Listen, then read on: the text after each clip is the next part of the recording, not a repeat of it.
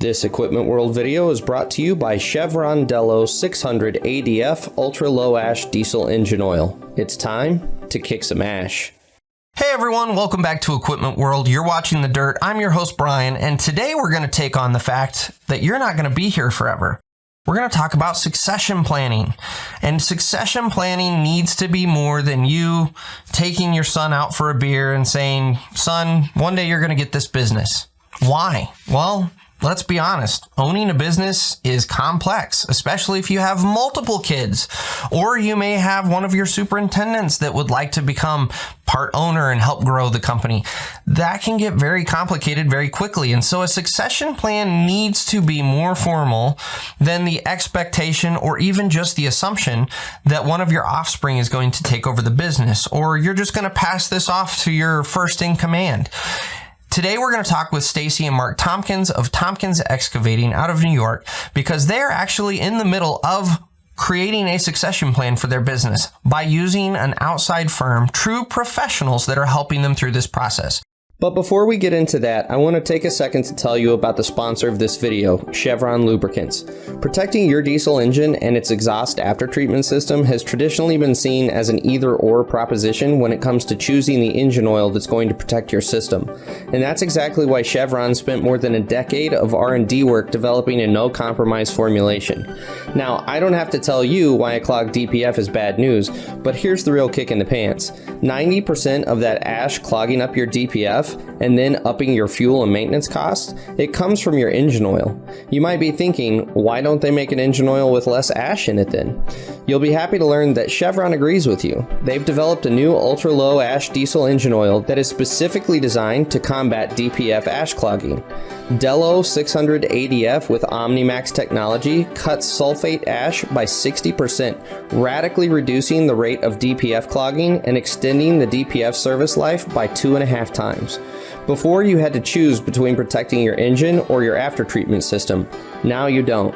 Delo 600 ADF with OmniMax technology. It's time to kick some ash. Well, Stacey and Mark, thank you so much for your time and being on the show today. I appreciate it. We are so happy to be here. We're happy to be. Oh, good.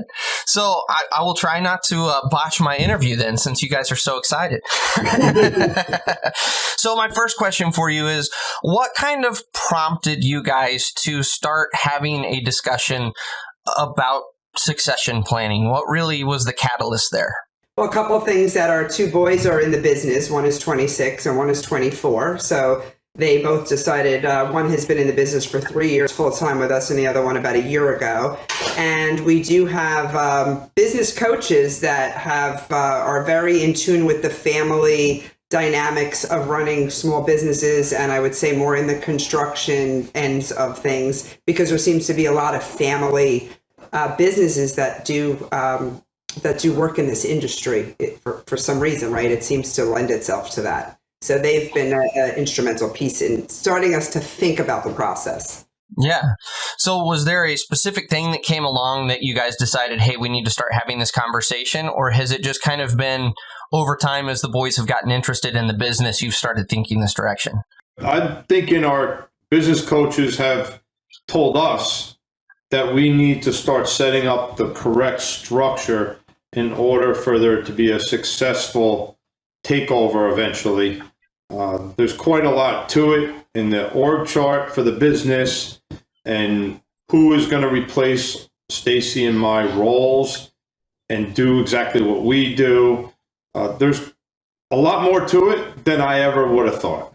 Going a little bit off of the beaten path here, could you delve in? You talk about business coaches. That's kind of unusual in our industry for a contractor to get advice from an outside business coach. Can you expound a little bit on what prompted that for that kind of decision for you guys? Well, that was back in 2011, and a mutual friend of ours, or a friend of ours, in a similar business as ours, in the paving industry, had come back and met this great group of people. He met them someplace, and really, that was when the economy was tanking, right? It was back in 2008 and at 11, it started to climb a little bit, but it was a miserable feeling as a contractor during those years. We have been in business since 1980, and all of a sudden here that is 30 years later, like you're feeling like you're not going to make it another week. Yeah. And I never felt that way before. I felt like hard work will get you through anything. So them hiring a business coach, I kind of listened to it. I said, well, why? And this and that. And it's, well, what do we have to lose at this point? But it was a big financial investment at the time, right? Where you're thinking you're sinking, and who knows if you're going to be able to go to work in the next few months or weeks. And it's just like we took a step back and said we gotta look at all of this and see what we can do to save the company and ourselves. And it's been a very successful journey with them, and we're still with them in different. We've evolved, we've grown, we have different coaches now. They look at different things, and it's been 11 years since we've been a member there. And now our business coach who's working with us is really familiar with the family dynamics, and he does have a lot of dirt clients, right? So for some reason, most of the clients in our group are painting contractors. But they've evolved over the years to bring in other, because basically the business is all similar. Yeah. Well, a good way to put it is many of us in our industries, we're experts, so I know how to move dirt. But was I ever born as a business expert? No. I just knew dirt, how to do a task, a trade, whatever our craft is. That's what I was good at, not at structuring the business the right way. Running, yes, you learn a lot of that things as you go, otherwise you wouldn't survive. But to have a really well-organized business with systems and procedures, which any business to be really successful needs, it's not our forte. So a business consultant is an expert in business structure and format.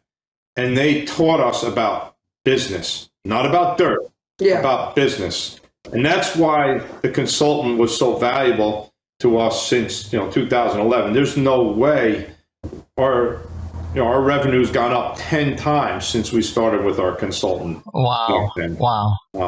And that's why I wanted to kind of circle back and ask that second question is I think that's really insightful on your part to recognize the fact that, and it's that way with most contractors in the industry, we're dirt guys. We know moving dirt.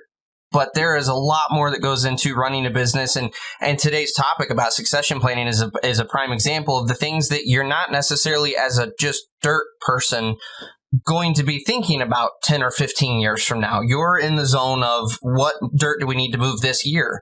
And I think it's really valuable to have someone that is kind of, at a 30,000 foot view looking down going, hey, you need to be aware of this. Hey, you can set yourself up for success if you do this now instead of 5 years from now when you're in panic mode. So honestly, I really applaud you guys for doing that. And I think there needs to be more attention drawn to that in our industry, because I think too many contractors feel like they need to do it all themselves to be successful. And I don't think that's the case at all. Would you agree?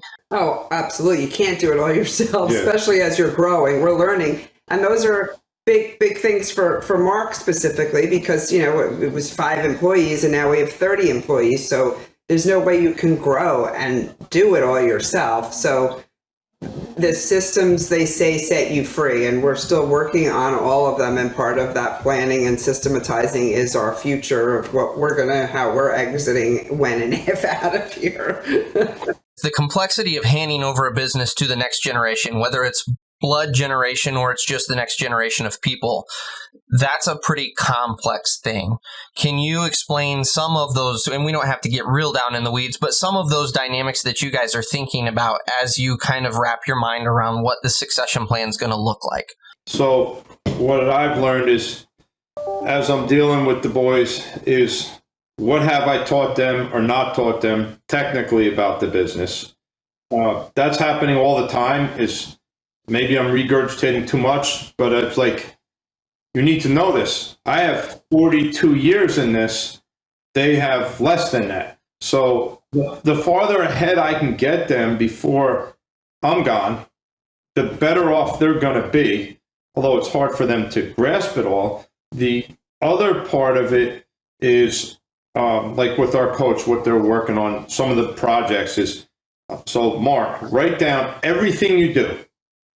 like get it, in a list format to see, like, because there's so many things, because I've worn every single hat, from truck driver to equipment operator to labor to estimator to everything, human resource person, all those things, and kind of funnel it down to what do I do now that other people in the company are not doing. And the same thing for Stacey. What does she do exactly? Now, picture us two gone out of the business. Every single thing that we do, if it's of a value, somebody's got to do it. So then start looking at the list of things that we do and say, which things are really easy to delegate out to another person in the organization?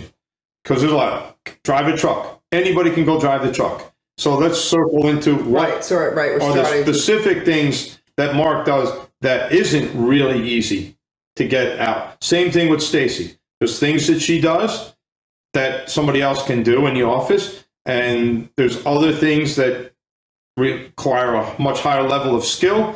Okay, these are the more difficult things to replace. And funnel in on those things and see if there's, because usually in a good succession, you're going to need some other high-level people into the organization to help with the younger generation to take over, because there's high-level things that we are doing right now. And those guys, might say in our case, our two boys, might not be able to handle everything that Stacey and I are doing. Might need another person in the organization. We have said that it's not really necessarily replacing each one of us. It's going to be delegating that out, and I might be a person and a half or two people, and the same for Mark at the same time. So we're just kind of looking at all of that right now. But the biggest thing, I guess, is identifying. For a lot of the people in this industry, they don't have the professional help. In fact, I would say the majority of people, especially, small to mid-sized businesses, they come at this from the angle of, we sit around the dinner table or we go out and have a drink and say, oh yeah, son, you're going to take over the business. And that's the extent of the succession plan. So in your opinion, especially now that you guys are pretty far down the road of really planning out the succession of the business, what are some of the common things that people overlook with this little, oh yeah, you'll take over the business, son conversation? Well, right, because there's that other whole piece, Mark was talking about the practical part of it, but what's the legal part of it, right? You have all of that piece involved. So you have, we have a will, we have a shareholder agreement. We don't have it all figured out, and then complicated by Kevin just got married. Just in general, that complicates things. Just because there's now another person. That does get very complicated, and we don't really have that completely figured out. And how much are the boys both equal right now? You would say, God forbid something happened to us, it would be 50-50 for the both of them. But I have another son, so there is a lot of talking and complications, because and then as we grow, we own more things, the assets that come with all of as you're growing. So there is a very large, it's very complicated, and we're still every year I look at my will and still have to. It's really not anywhere close to being finished. But if somebody doesn't want a business coach, let's say, I would say that you need to start with at least the legal piece of that. How does that look? I can add something to that to dumb it down a little. So like you mentioned, the dinner table conversation. So we actually have meetings in our office about these topics, and like meetings where you're writing down your thoughts and ideas, not just that dinner table talk. So create some expectations. So to the next generation, what do you want? And where do you see? So, because at a certain point, like we've already had discussions. Mark, what do you want to do over the next X years? And my wish is I want to continue working as long as I'm still of some value to the business. Stacey has said on occasion, I'm out in 10, but she's been saying that for 8 already. That's the dirt industry. You can't get out. It won't let you. Right. But like, I'm pretty sure we'll stay, involved. We're not just looking to move to Florida. we're going to stay involved and help them with things, but we do have meetings at work with these discussions. It does need to be formalized at some point. I'm just picturing a father and son kind of thing that's just following through the generations. And a lot of times what happens in those situations is the father ends up passing away, and then there's the kid that doesn't know all these little details, legal things like Stacey was mentioning, that was never put out on the table. Right. Had no idea of different aspects legally. So all those things have to be open conversations. I think for old timers like myself, sometimes that's difficult, although I've always embraced that. We've been always very open with our business. All our business doings is an open family conversation all the time. That's what we always felt, that's a way for the kids to learn about business.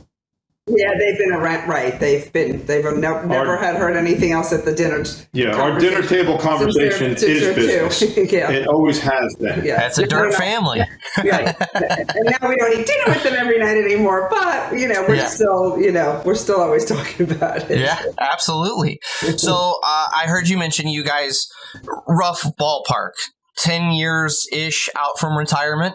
Well, we don't, people say, well, what is your plan? I don't really know if there's anything that I want. My goal is I don't want to have to work, but I do want to work. That's where I feel like, and I think Mark feels the same way.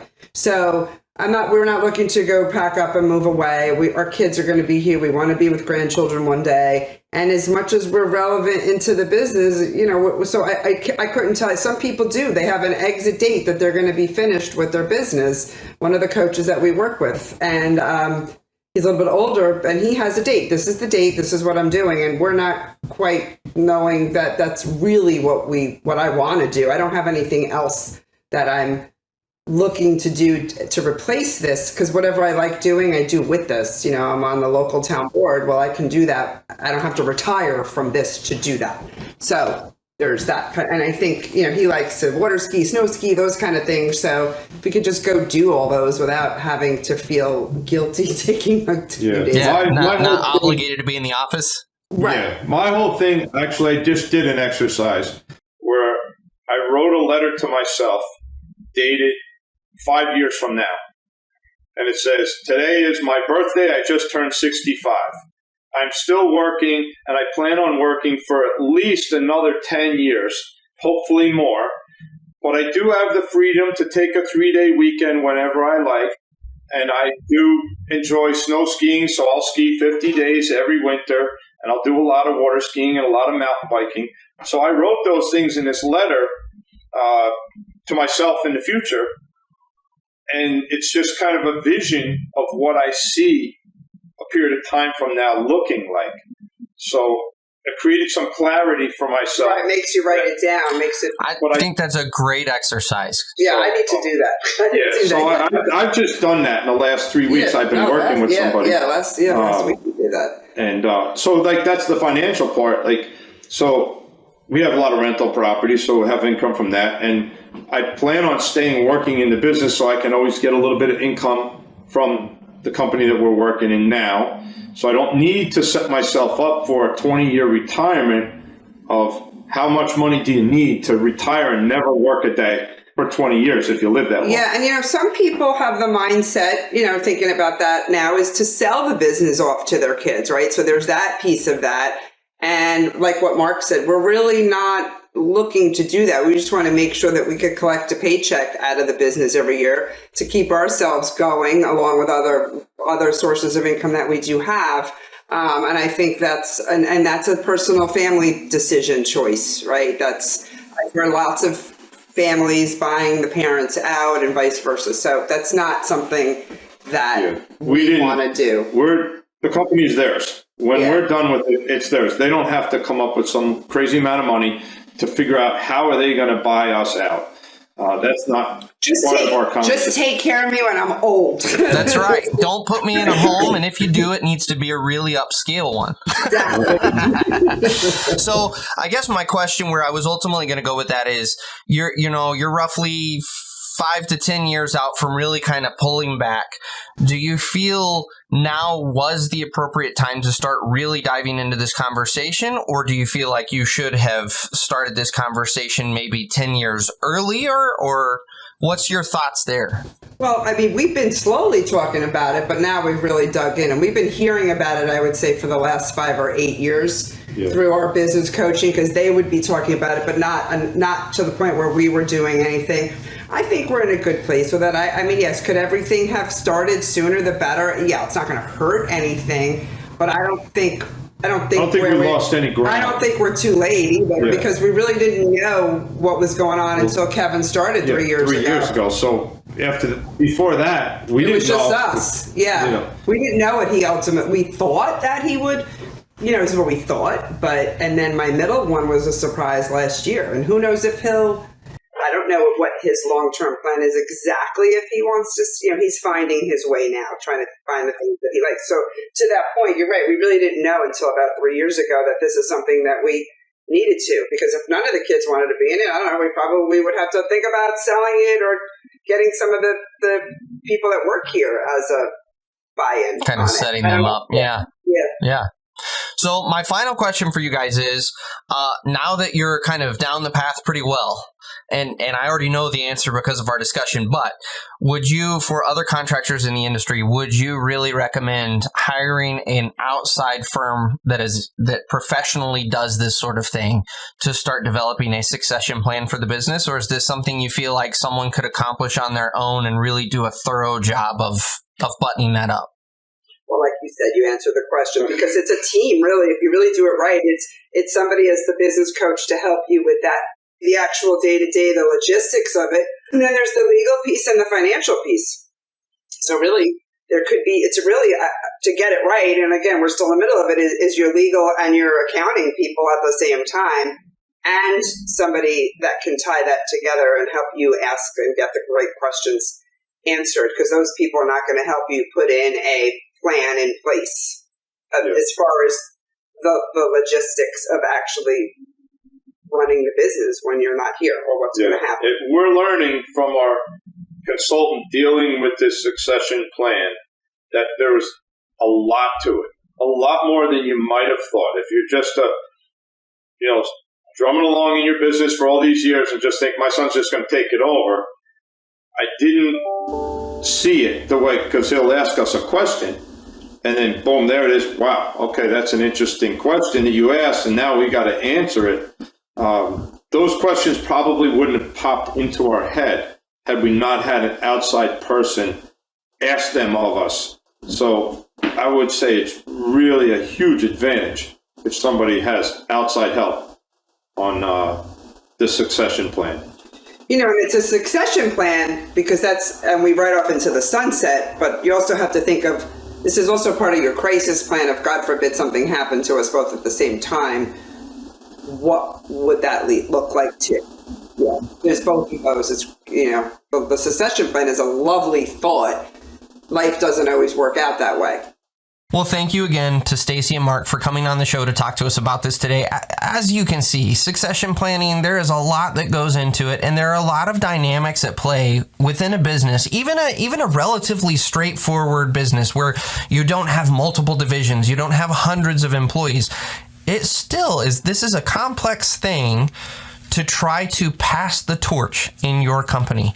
And there's a lot of things that can happen through that process that even add more complexities to it. So as always, I hope this has been helpful. I hope it's given you a little idea of how you and your employees or your family can plan passing the torch in your business.